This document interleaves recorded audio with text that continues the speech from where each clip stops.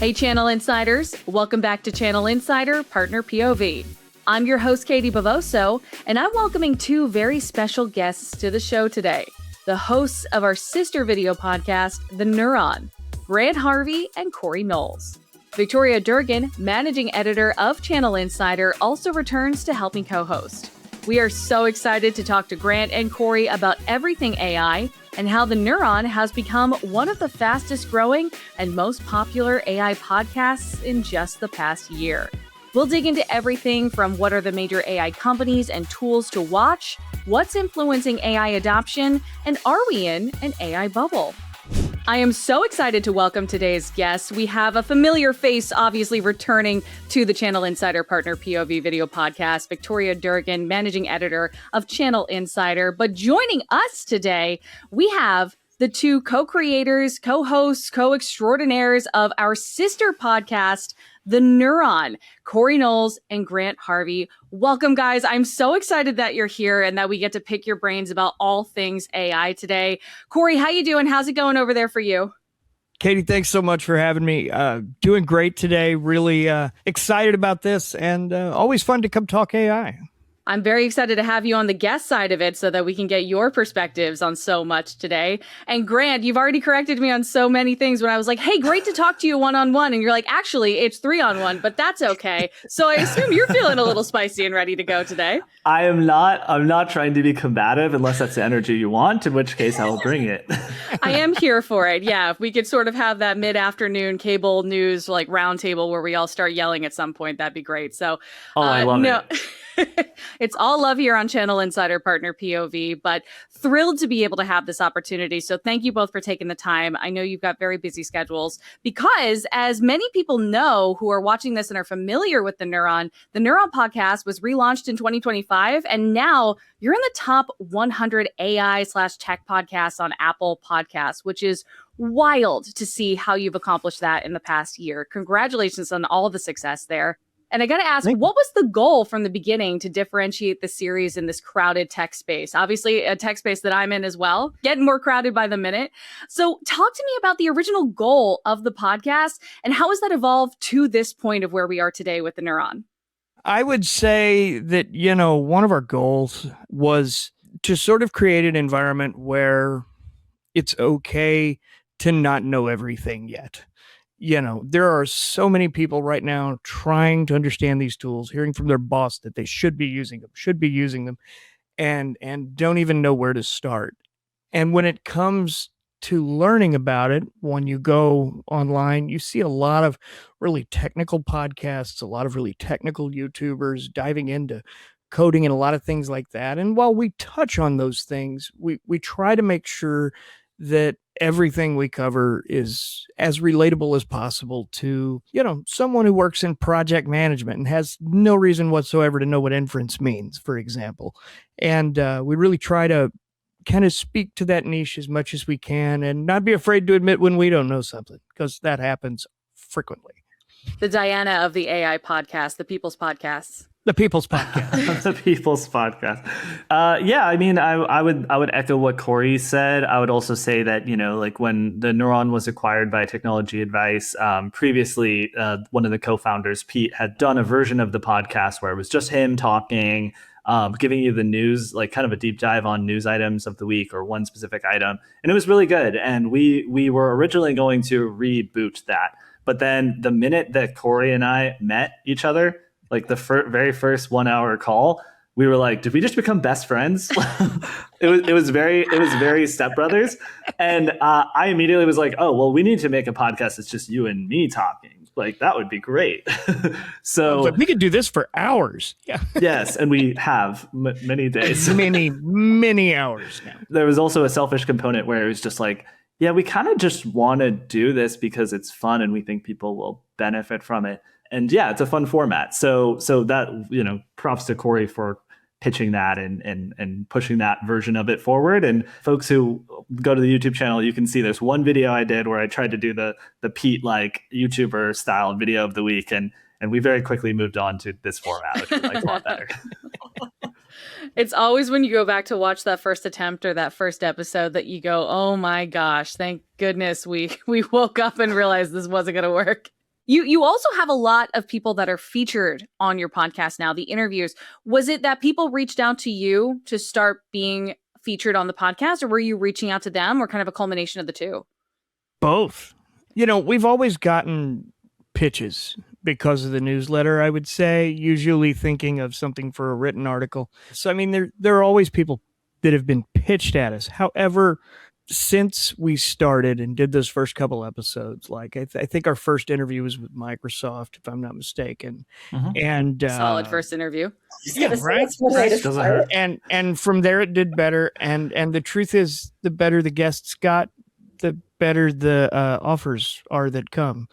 And we don't do a whole lot of outreach right now. We're getting a lot in that are fascinating. With that said, we do outreach as well. Well, one of our biggest guests actually was the head of Microsoft AI, Mustafa Suleyman. And we just literally cold pitched his PR team. And we said, hey, he just published this blog about can AI ever be conscious and why we need to be careful of that. We'd love to have a conversation about that. And they were like, yeah, when are you free? So we went with it. Yeah. Yeah, sometimes you just got to ask. Yeah. As annoyingly simple as that sounds, I think what I've learned in the process of building Channel Insider as a site and everything is like, sometimes if you just go, this is crazy, but I'll just do it, those are the ones that get back to you the quickest. I'm like, oh. Yeah. Okay. It really is. What are they going to do? Email your boss and go, how dare they ask me for my time? Yeah, right? How dare they? Yeah. And if they put a blog out about it, the thing that they want is the ability to go out and talk about that viewpoint, which is such a cool one to begin with. But I do agree there are those like 50 layers of PR representatives and legal representatives before you get to some of those executives. And then it's so surprising at certain companies where you just reach out and you hear back from that person immediately and you go, were you just waiting for this? Are you just sitting by the computer, by the inbox waiting? So incredible there. I'm curious too, you guys, as you kind of have built the podcast over the course of the year, I'm sure you kind of felt on things as you went. Were there lessons that you learned kind of early on in setting not just topics and kind of, Corey, to your point, what you wanted to be known for, but also who you brought on to interview? I mean, there's no shortage of people who at least say that they have an opinion on AI right now, right? Oh, yeah. So have you seen that kind of grow and evolve over the last year? And how have you kind of landed on some of that diligence work before something gets to your audience? And do you have any favorites? That is very much like favorites that we have interviewed already. Yeah. Oh, several. But first, on the other, it's very much a process we are still figuring out. Prior to this call, Grant and I had a call about exactly that today. And it's a subject that comes up every week because, the truth is, in our ideal world, we'd have every one of these conversations because they're all interesting. But the fact is, there's only so much time. We only have so many resources to get additional things edited and pushed and promoted. And attention. And attention. They need a little room when you upload these videos to get some traction before you bury it with the next one as well. And the thing that's been a struggle there is we've said yes a lot. And as a result, we've had a lot of really fascinating conversations. In fact, our two best performing interviews were both things that just kind of came to us that sounded cool to both of us. As far as my favorites, that's so hard. The one our first interview with OpenAI was pretty cool. I remember that. Why was that your favorite? Just because it's OpenAI? It kind of felt like a we're making it moment, if that makes sense. Like this is working. Because we'd already talked to Google, we'd already talked to Microsoft, and there are still labs we're not making headway with yet, but we're coming for you if you're listening. Anthropic, check your email. We're trying. We're emailing them. Channel Insider Partner POV and not the Neuron. We're going to get them over. That's right. You're welcome. Right. Grant, same for you. What is your favorite, Grant? Do you look back at your podcast and go, this interview, whether it performed awesomely or not, this was a top 10 for me? Good question. Definitely the interview that we just did with Zuzana from Pathway. That was a really cool conversation, not only because it clearly resonated with people, but because they're working on something really interesting. It's like what's called, we won't get too technical here, but they're calling it a post-transformer model. So it's like a language model that, like ChatGPT, but they changed some stuff in order to try and make it work more like a human brain. So obviously that's pretty exciting and interesting. And then there was actually been some sleeper hits that should get more attention. The OpenAI one was really good because we talked about their super intelligent math Olympics that was Ahmed El-Kishki model. Yeah, Yeah, that was a really good that, one. Yeah, and that was really cool. We talked about the future of coding. And even about what it was like to work at OpenAI when it's exploding like it is. Yeah. Like, what's that like? It's got to be crazy, right? Yeah. And it was one of his first interviews that he'd ever done, actually. So it was cool to talk to him. Oh, good. What a question to hit him with right there. Like, so what's the job like for you there? Talk to me about everything on the inside. He was fine with it. Yeah. Leak it all. He told us stuff that they told us nothing. They told us nothing. He was very professional. Very. That is really cool. I got to know, like, too, as you talked about it in the beginning, Corey, where you were listening to what was already out there and it wasn't a whole lot of what the everyday user of AI could kind of take away from the news, from the other podcasts where it was very deep into coding or very deep into prompting and very deep into engineering. So who are your viewers typically? Like, do you hear back from them? Do you hear from them at all when they tell you who they typically are? So who's your audience? It's broad is what I would say is it's very broad. We absolutely do have, engineers and researchers and executives at large companies and things like that. But we also have a ton of people who are figuring it out, trying to find their place. Maybe they're trying to figure out how to make money with AI or how to use it in their job to be better at what they do and to move faster. And we do our best when picking guests and having conversations and even asking questions to try our best to frame them in a way that is accessible to as much of the audience as we can. Like, it doesn't work for every question, but as much as we're able to, we try really hard to make sure we do that. I'm also curious thinking about when we talk about AI, there's so many players in the market, right? We have big players in the AI space that have also been around for a long time. I was talking to Victoria about this before we came on. I kind of separate them in from old school and new school. So when we think about old school, we have AWS, Microsoft, Google, companies that have been big names for a long, long time, having nothing to do with AI and are now very big players in the AI space. And then we have the new school, OpenAI, Anthropic, Grok.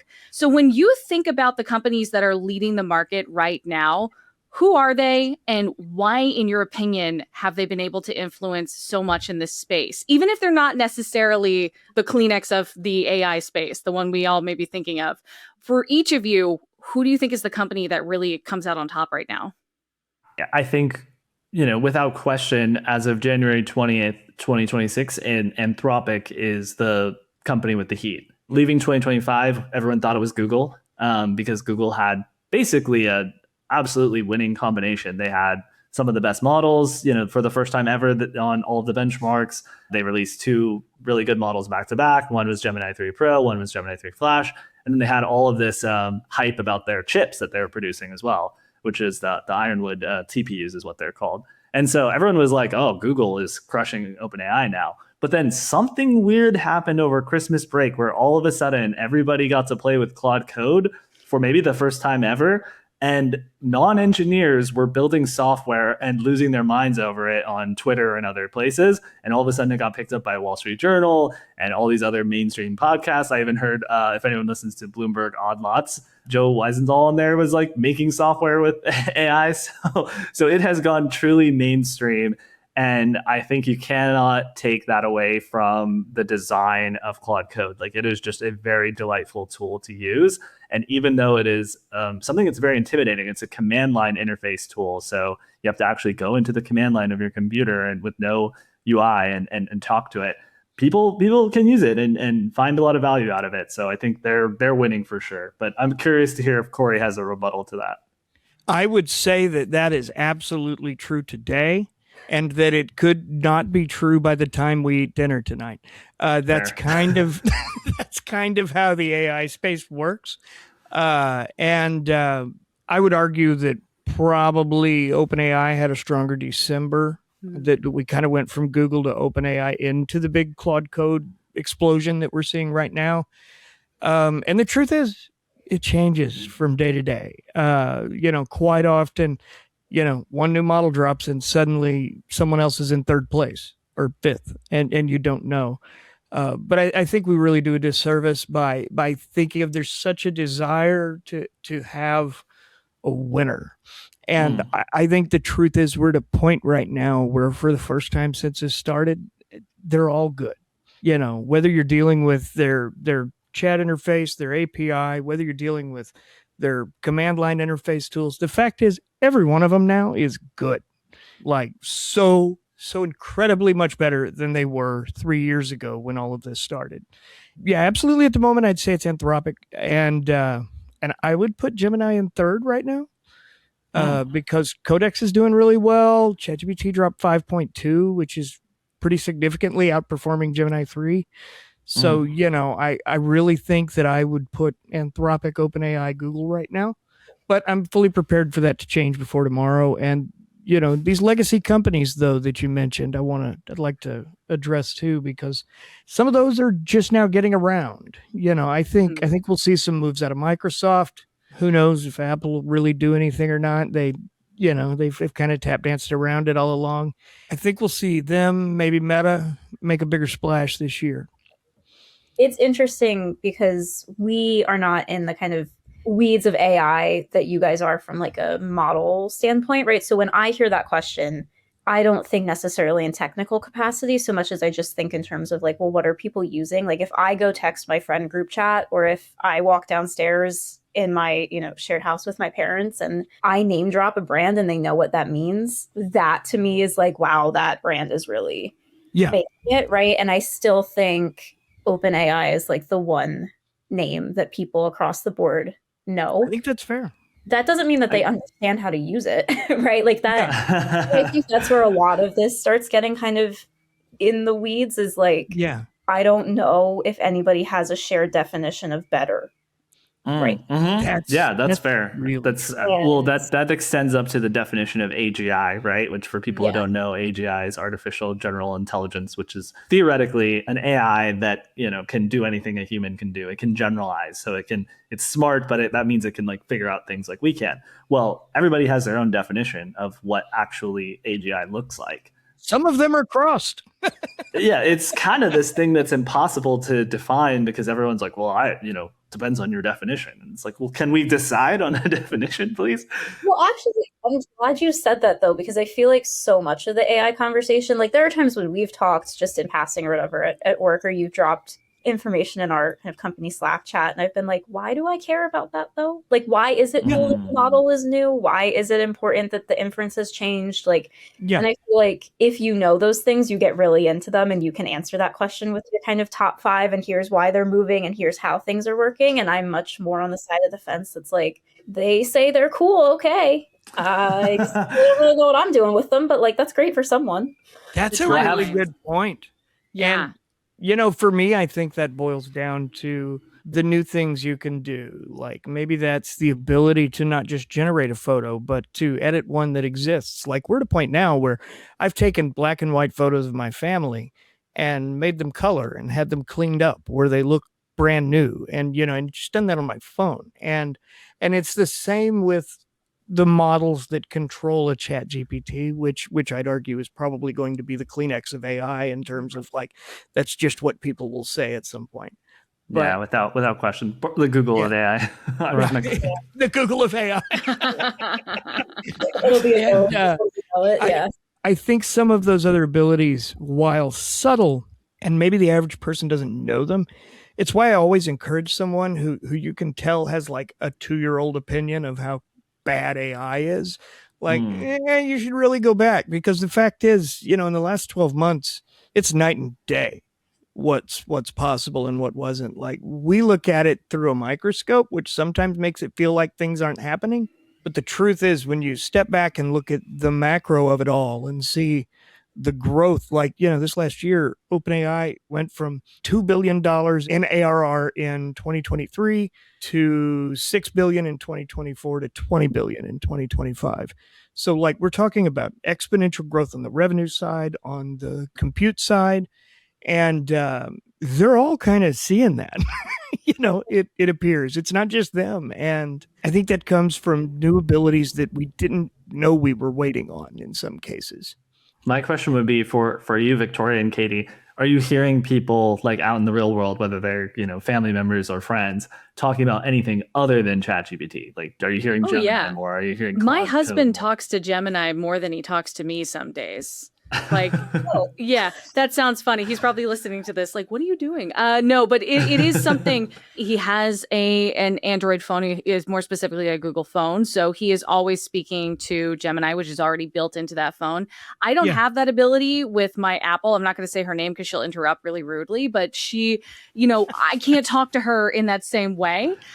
He's asking Gemini and showing it real-time images of how to install a vanity in our bathroom. He did, his own plumbing from scratch using that. And it was like using tools and having to saw things out of the wall. It was impressive. And he successfully did it because Gemini helped walk him through it. So, I mean, Wow. I personally think Google has the best opportunity here when we talk about the future of AI because of the resources that it has and because of the content and the platform that it already has out there. Google, as we've just been saying, is the number one search platform, and it's already building Gemini and other AI tools into that platform that we all use every single day. I mean, how often are you Googling something and you're just reading the top bit, which I'm not saying do this, everybody. I know we all have to check our sources, but how often are you just looking for a quick answer and you're getting that top bit of information? So I think Google has the best opportunity and I would not count them out. So personally for me, I see it in my household much more often using Gemini than using ChatGPT or any other model. Wow. Yeah. And that's not a thing I see much. And I do think Google has a massive opportunity. The truth is they can burn through money for a long time and still be viable. The flip side, though, is they're also the most at risk, in my opinion. And I say that because of the ad business. Everything they have hinges on their ad dollars. And their ad dollars, which are the core of their business model now, depend on searches, not just the health of search, but the growth of search. Like new things need to be being discussed and searched on Google. And it's being used less. I mean, still the market share to have for sure. But they've taken a real hit over the last 2 years. Especially. Sure. And I'm not saying they're making the best decisions, but yes. the opportunity. But Katie has been figured out how to do plumbing, guys. Yeah, but let's really focus on that. Yeah. No, the other day, I had a plumbing related issue where I used ChatGPT, where there was a clog in my sink and there was a disgusting red algae plume that had come up. And I was like, am I going to die? And so I was filming it and I was, talking through it with OpenAI and I was like, this is what I'm smelling. Like, am I okay? Should I air it out? And it was just giving me advice. Like, you're probably not going to die. Like, here's what's going to happen. Like, it's probably this, like you should wear a mask and your limbs are going to turn black. Yeah. No, it was talking me through how I shoot webs out of my hands. When is that going to happen? Yeah, but it gives you that confidence to do something that maybe you wouldn't know how to do. And sometimes that can be a bad thing, but if it knows what it's talking about, it's really, really helpful. If it's electrical work, for example, I use it for a bunch of things like that. And Katie, what your husband's doing is something that I feel like the average person is really missing out on right now. Like there are a lot of normal household things that AI can be super helpful for. Like how long do I cook these baked potatoes? I've got 3 of them. They weigh about a pound a piece. And every time I do them, they're never finished, no matter what I do. So I'll deal with it with cooking, with a car issue. I've recorded audio to let it hear the noise before, work on things like that. And I think that's where individuals can feel really empowered by it in a lot of ways. I realized that I could have saved so much money on a car issue recently had I just asked one of these LLMs what to do if I recorded that video. That actually, this question, I want to expand on it a little bit more, Corey, because you were just starting to talk about how you use AI in your day-to-day. So I want to hear from both of you, Grant and Corey, how you're using it professionally and personally. And since, Corey, you kind of kicked us off, like, what are you doing for your day-to-day at work using AI? Are you using it, or is it more so in your personal life?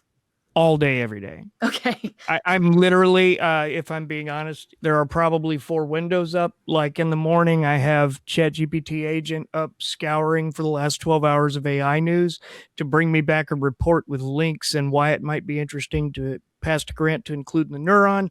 I'm using it to help with memos and documents and fact check and proofread myself. I'm using it to help plan videos. I'm using it to help send videos down the line to the next people. And it's not much different in my free time. Like I use ChatGPT's advanced voice mode a lot, where I'm talking out loud back and forth with it.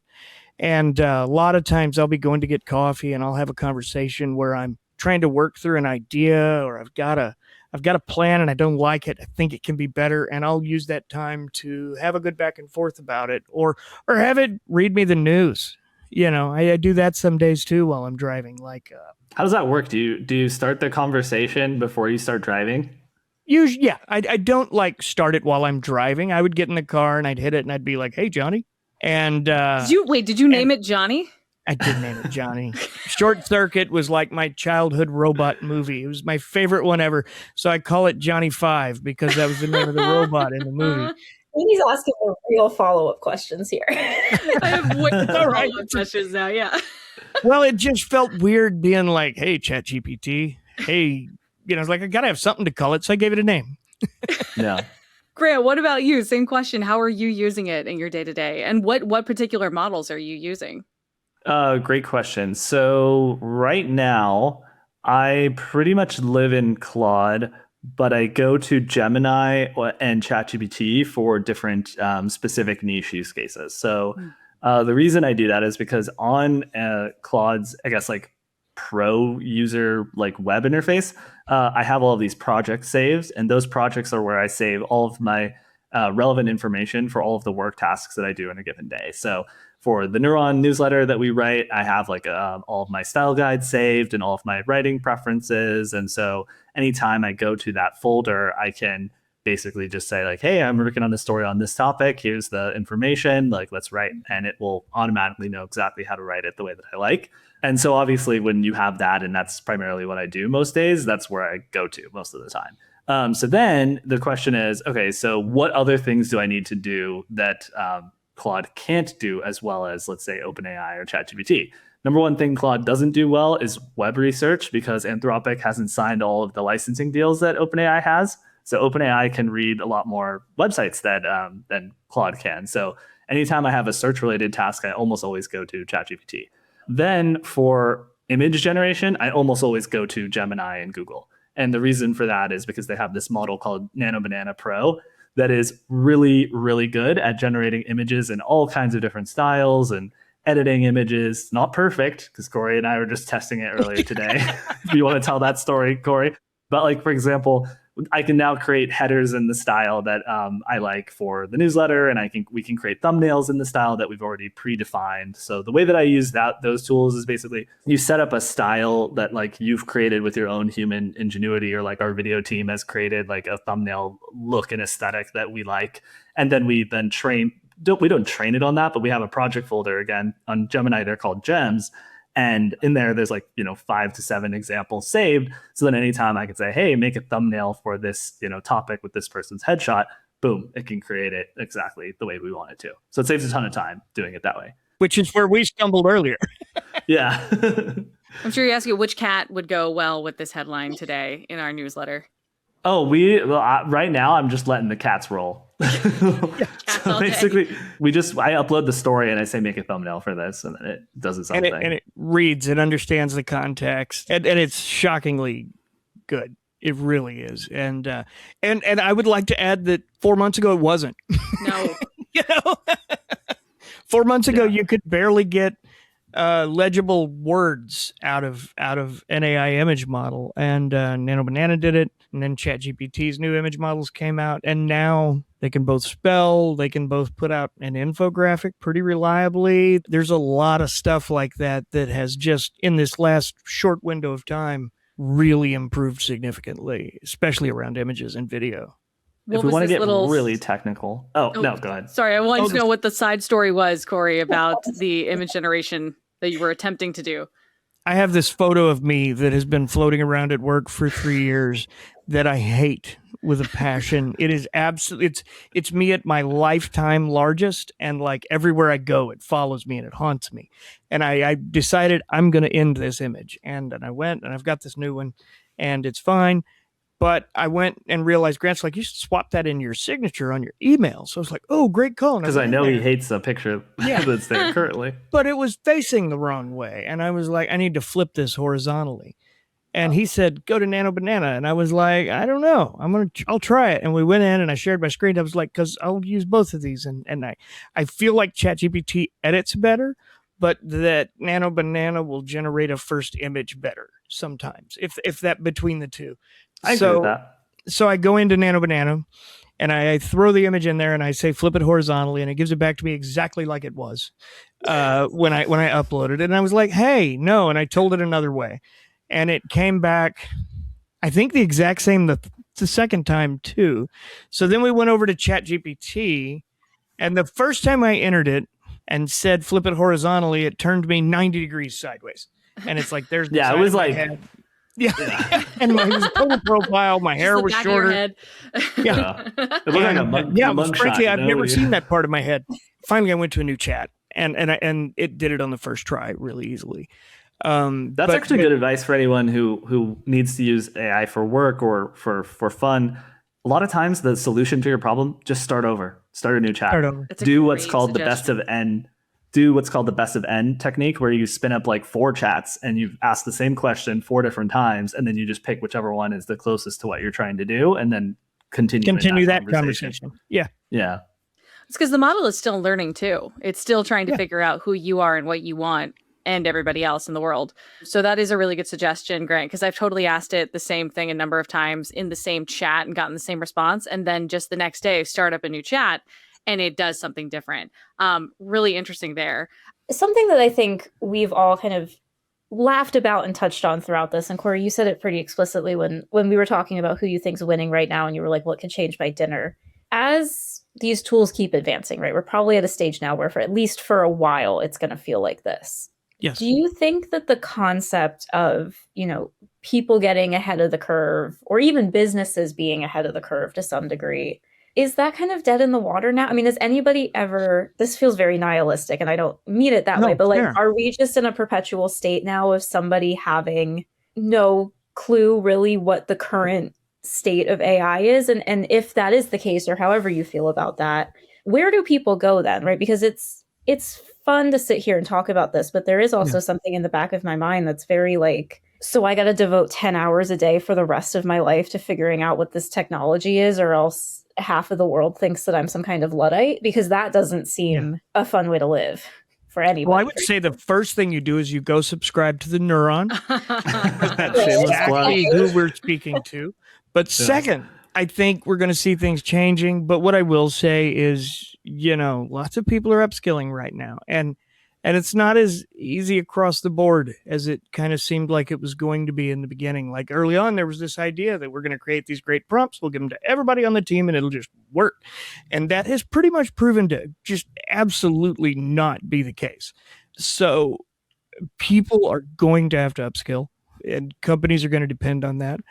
Companies who haven't started finding their place in AI by now, I worry about, but frankly, at the pace of change, there's time to catch up, I think, as long as what you don't want is to be, building AI models and in the lead of the race. I would say that we're going to be in a perpetual state of here's what's new for a while. And even if that stopped today, where we're at already, there's still years and years of development to go on with the models as they exist this afternoon.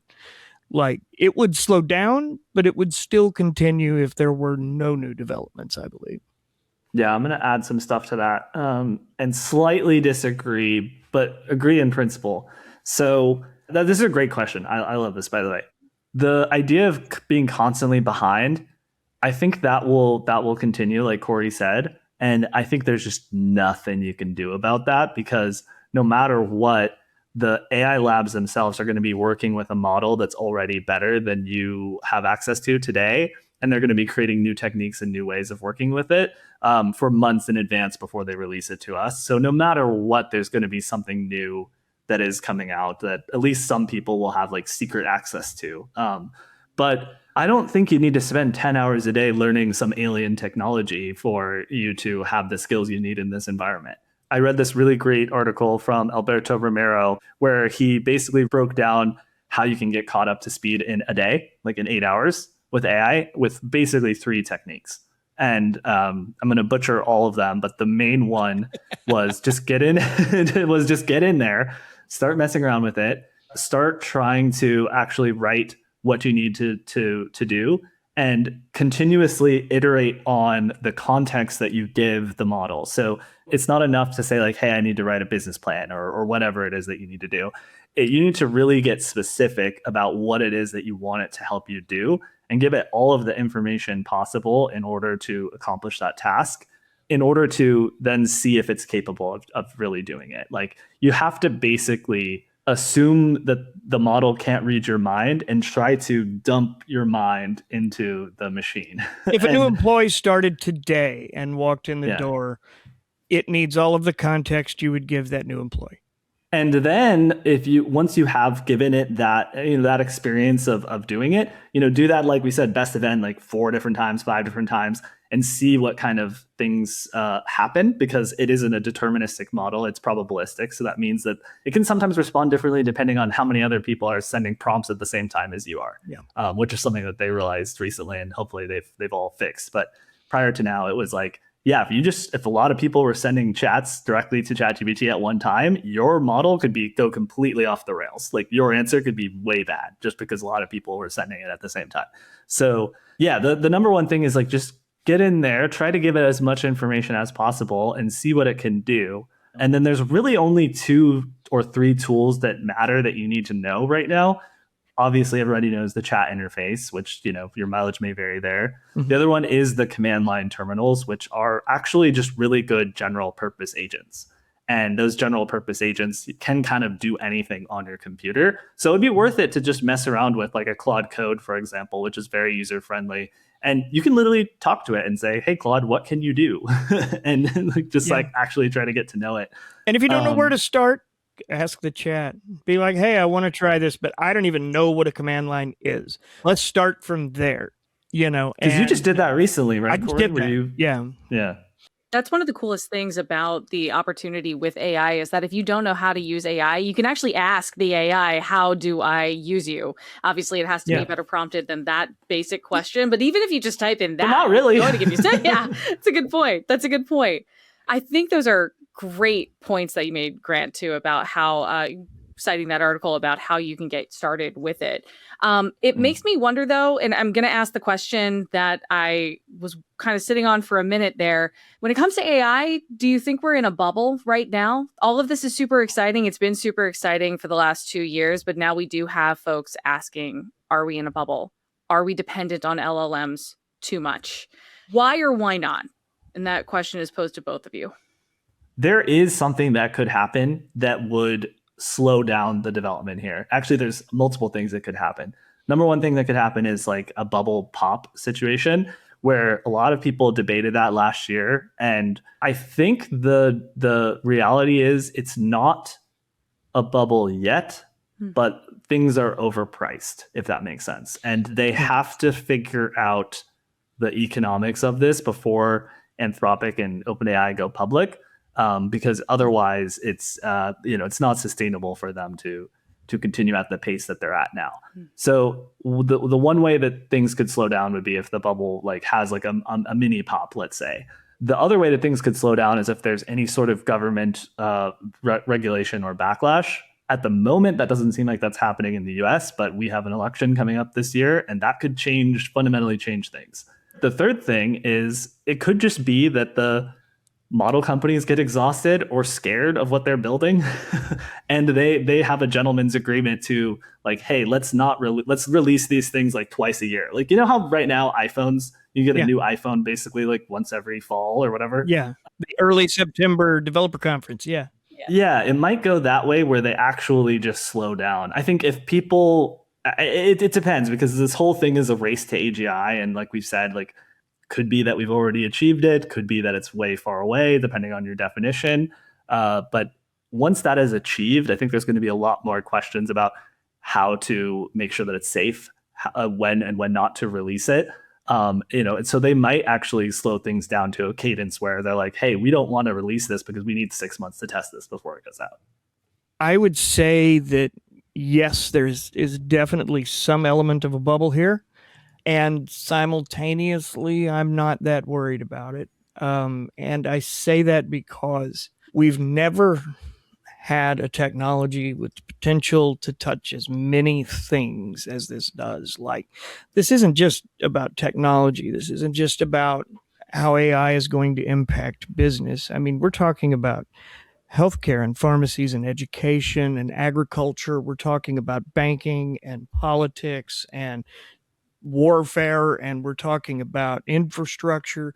This is going to touch everything in an increasing way as we move forward, in my opinion. I think what we're just now starting to see is people in individual industries really kind of learn, okay, there's a spot here where I can own this niche. I can own what this looks like in design. I can kind of own what this looks like maybe in accounting or law. And we're going to see that continue to happen across everything from manufacturing to boating. I mean, it's going to be there in all of it. And I think that the opportunity is so big that people will continue throwing money at it. And I don't even believe that the companies currently involved could necessarily fail in the way we think of a company failing. Like, if OpenAI goes broke today, ChatGPT is not going to go away. There's going to be a bidding war where people are going to pay the most obscene amount of money for a defunct company they have ever paid in the history of our world.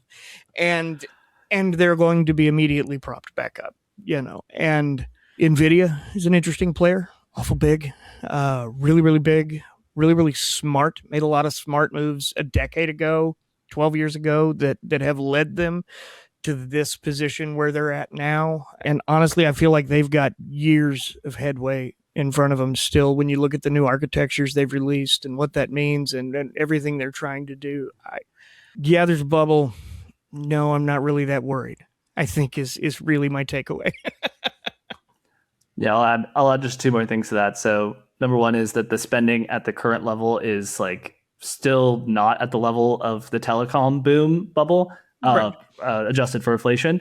So I think the statistic that I read most recently was it's like 0.7% of GDP versus the telecom boom was 2% of GDP at its height.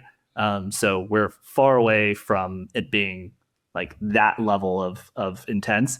And then also a lot of people were saying if there is a bubble, it's an infrastructure bubble and it's not a financial bubble at this point because the infrastructure is what's overpriced at this point. And it's not necessarily that the stocks have been inflated. Now, once the companies go public, that's when you need to start paying attention to the financial bubble because who in their grandma is not going to buy OpenAI stock when it goes public? I have a few questions about people's grandmas knowing how to buy stock in general, but yeah, they will figure it out. They will figure it out for the last ChatGPT. The last ChatGPT. How do I go buy stock today? If OpenAI is smart, they'll have like Robinhood app in their store that's like super easy. It's like buy OpenAI stock here.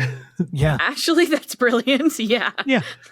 They'll probably do that. Right, like the stock conversation gets so tricky because then you have grandma probably doesn't know what OpenAI is, but grandma's Roth IRA investment firm probably does. Yeah. So grandma's probably like, I don't know what that means, but I don't know what I have, but it's making money. I wouldn't rule out the grandmas, Victoria, because there are some grandmas who are reading the Neuron and they're learning. Listen, I'm sure they are, and I'm big fans of those grandmas. But I do think it's interesting to hear you guys because I think a lot of this conversation just lacks any kind of nuance on the internet, as many conversations on the internet do, right? So most people who run an AI podcast, I think, would be like, no, everything's great. You're crazy if you have a question. And I don't think people are crazy for asking, where is this going? I think we're looking at something significantly larger than the dot.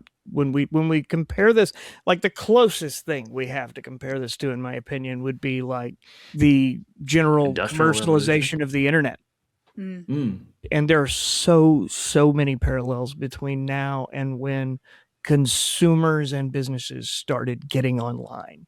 Like, people were scared to death of the internet. They thought the internet was bad. It was evil. It was going to be this big problem. They didn't want computers in their darn business. They weren't going to have it. And now Can you imagine any business operating like, oh, we just don't use the internet? I mean, it's ludicrous to even think it. And Some people probably do. Still, I'm but I sure don't there know. are. We I'm won't sure You don't hear You're about not them on the because they're internet. not. I'm sure We there's won't a know. blacksmith with a hammer and a forge banging out knives all day who's like, I don't need the internet. But for the I'm word most of mouth. part- yeah, word of mouth. Yeah.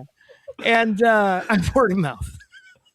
But I really think that we're looking at something of that magnitude or greater in terms of what we'll see. And, there are obviously going to be companies that fail along the way. There are going to be investors that lose their tail. There are going to be people who make investments that looked good and made sense that just don't come through. But right now, the amount of money coming in, and with little reason to think that's going to slow in the near future, I think people are just going to continue grabbing up everything they can grab right now that says AI on the name. And, hopefully it doesn't all fall at once, Nah. Well, Victoria, to your point about the nuance, that is the tone that we try to strike with the Neuron AI Explained and the newsletter, is we try to look with clear eyes at what is actually going to happen or what's likely to happen and what is actually the most helpful to you right now.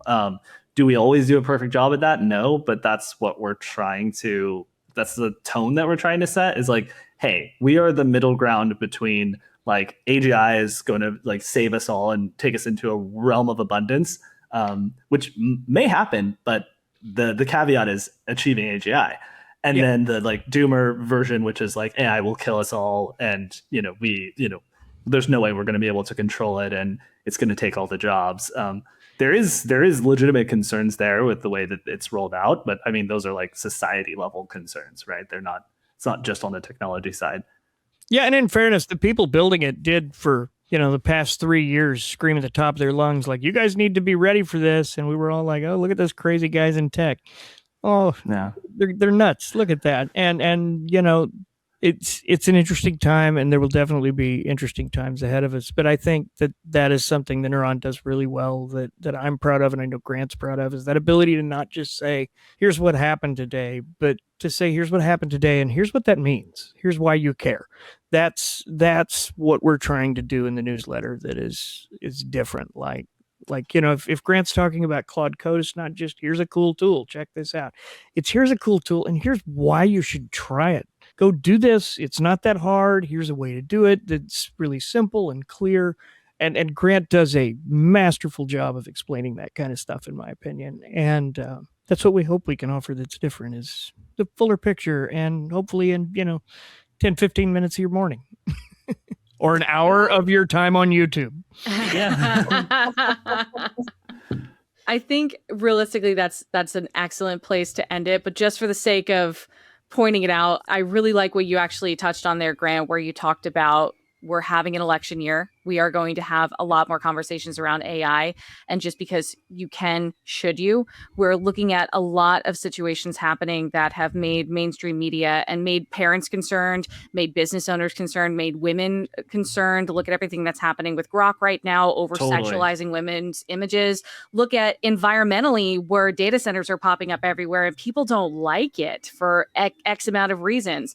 You also consider the safety concerns and the privacy concerns, and we're having conversations for the first time in over a decade about whether or not children should be on the internet or on certain platforms, because now they're being powered by artificial intelligence in some way. Australia just shut down Instagram for children under 16.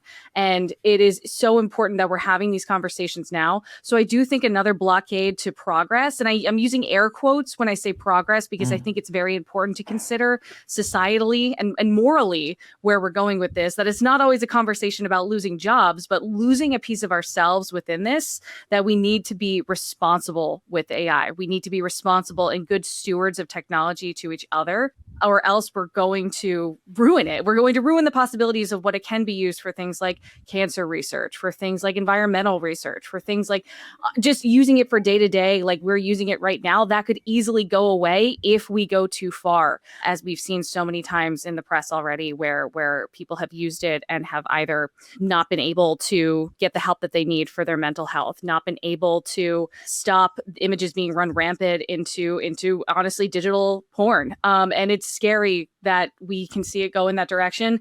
But again, to bring it back to a place of positivity, I think that's why it's so important that a podcast like The Neuron exists, where you can talk about it, not just in the context of, I am so high above you and can talk about this really cool thing that is very complicated. It's you're bringing it to the people in a way that they can understand it and make their own decisions about it. But I would say I encourage everybody, use AI responsibly. That's on all of us to do, for sure. Well, guys, if we want to, subscribe to this Neuron newsletter that you've talked about, or this YouTube page that you've talked about, where can we go? What can we do? How do we get involved? So you can go to theneurondaily.com and sign up there. And on YouTube, we are the Neuron AI. I think that's right. At the Neuron AI on YouTube. And check it out. We're also everywhere else you might listen to a podcast, Spotify, Apple. Take some time out, check it out. We got a ton of content going out right now, from shorts to long form to we're doing weekly lives that are a ton of fun. So if you ever have questions, you want to try something, come show up at a live. Just ask. It's very much sometimes just us playing with toys. Yeah. Well, Grant, Corey, Victoria, thank you so much to each of you for joining me today. This has been such a fun discussion. And honestly, the only reason I'm ending it is because we actually have to hop over to your studio at the Neuron to talk about Channel Insider and all things channel. So I'll meet you over there. But thank you so much for your time today. And I'm so excited for everything the Neuron has going on. And I hope you all at home take a look and subscribe. Thanks so much, guys. Thanks everyone. So much really for having appreciate us. it. Thank you so much to Corey and Grant and Victoria for joining me today. And thank you for watching or listening. You can check out every episode of Channel Insider Partner POV on channelinsider.com, or come watch us on YouTube at youtube.com/channelinsider_news and trends. You can also listen to us as a podcast wherever you get your podcasts from.